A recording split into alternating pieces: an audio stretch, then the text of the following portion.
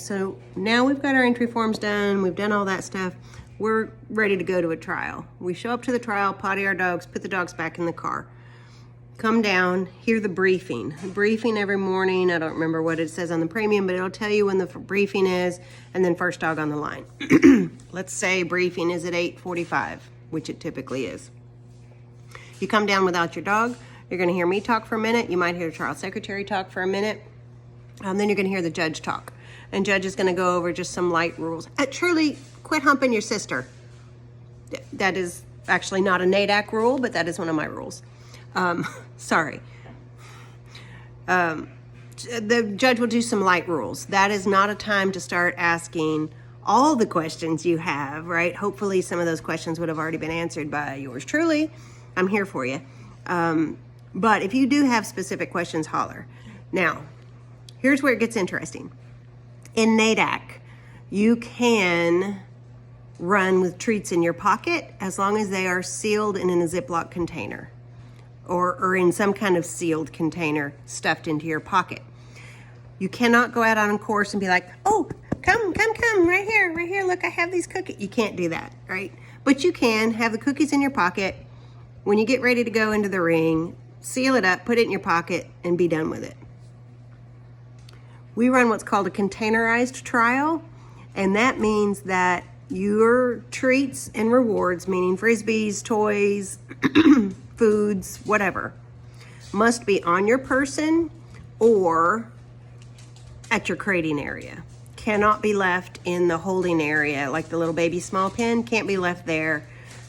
Even just for a second while I go run my dog. No treats left out there at all. No toys, no rewards, no nothing. So it's containerized trial for that. Most trials run that way nowadays. It also, your dog must run naked. So we'll talk about that in a minute. Just know that they cannot have a collar or anything else on. When the dog in front of you is running the course, there will be a gate person there, and that gate person will tell you when to go into the ring. So dog on course is running. Let's say the gate person tells you go in at number 6. Oh, hi puppet. So when that dog gets to number 6, the gate person will say, go on in. What that means is you go all the way in to the start line. You don't go in the gate, or you don't at that point then be like, okay, I'm gonna put my treats away and say my hugs and kisses and my last prayers and all that. Nope, you've already said all that because the dog in front of you is running. You are ready to go because they may go out, take the leash off, leash on, and go out. You don't know what they're gonna do. So what you're gonna do, when the dog in front of you goes in the ring, you're gonna be ready to go, period. I'm ready. I've said my last prayers, my treats are gone, I am ready. When the dog in front of you gets to, say, obstacle number 6, and every course is different because they wanna make sure that the dog running is not coming back to you. Gate steward will tell you. We're gonna say 6 for now. When dog gets to number 6, gate's gonna say, go on in. You then get in that gate, get to the start line. That is not get in the gate and just kind of hang back there and pretend like you didn't know you were supposed to go to the start line. You get in and you get to the start line. While the other dog is running, you give those last hugs and kisses and prayers and please, dear God, take that tunnel, not the dog walk, or whatever the case may be. You do all that then, but your dog is still on leash. You do not take your leash off at this point.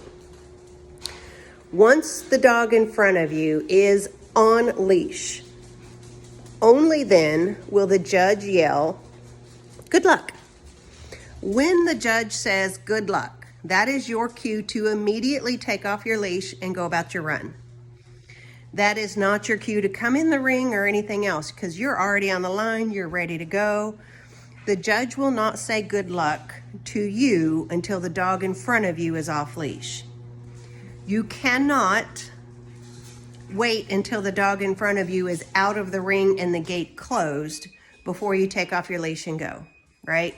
Because then the judge is going to wonder what's going on. Why can't this be happening? And that delays the trial immensely, can delay trials for hours at a time by the time you add it all up throughout the day.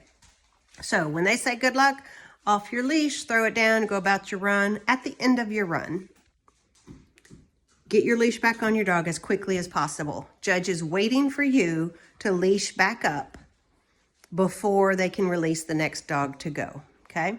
You must enter and exit the ring on leash.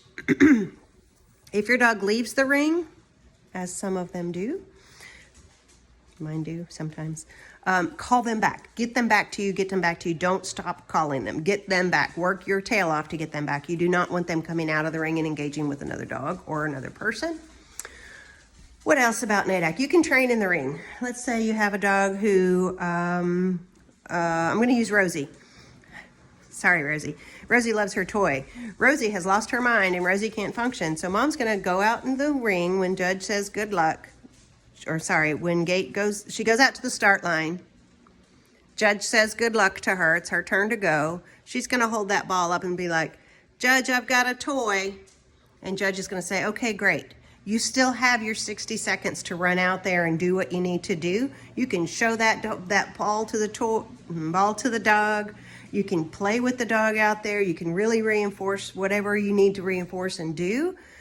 It's a non-qualifying run, but the next run you go out, perhaps Rosie will remember, oh yeah, ball coming. I'm going to behave this time, or whatever the case may be. You cannot use food for training in the ring in NADAC, right? So you can use toys, you cannot use food. I'm sure there'll be more. Your leash at the end of the run will be handed to you. So there'll be a leash runner in there from the start. Once you take off, the leash runner will go over, pick up the leash, and will calmly walk to the exit. And at the finish line, they will meet you there with it. Quickly, get that leash, get it back on the dog. If you do not want a leash runner to run your leash for you, you need to put it on your person. Tuck it all the way in your pocket, tie it around your waist, not around your neck. You can have a leash buddy. Let's say Rosie doesn't like anybody in the entire world except Karen. Anybody else, she's going to eat their face off. Well, Rosie's mom's going to go out. I'm going to go out I'm going to run Rosie's leash, kick the leash runner off the course, and I'm going to hand it to her at the end. Then the other option you have is a leash, so you can do your own. You can have it handed to you, which is the default, or you can ask them to lay it down at the end. So they can come up, you say, hey, please lay the leash down at the end. What the leash runner will do, go to the end, lay the leash down, and leave it. So sometimes dogs like to jump on the leash runners. NADAC doesn't want that to happen. So some people opt to say, just lay it down at the end. If they say that, lay it down, walk away, no biggie. A lot of rules, it will make sense. From now on, in every class from beyond beginner and above, we are going to handle our practices like we would in a trial, so that we're all getting used to it and our dogs are getting used to it as well. Okay, sorry for droning on.